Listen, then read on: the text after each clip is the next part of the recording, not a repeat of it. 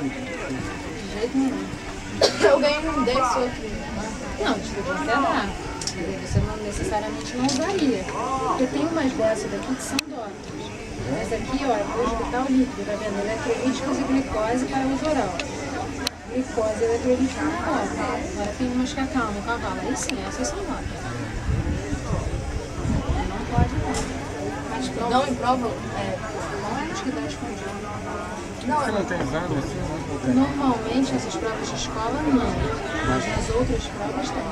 Tanto que tem medicamentos que você tem que parar de dar com um mês de antecedência. Ainda fica corrente sanguínea. Normalmente os medicamentos que saem na urina tem uma quantidade, elas saem mais rápido, então o pessoal diminui os dias, uma semana antes para. Mas o que fica no sangue, Falar e aquele nossa, tem medicamento que o pessoal ainda dá assim um mês antes e reza para não sair se o cavalo for bom. Carol, quer? Não, pelo amor de Deus, velho, obrigada. Deus me livre.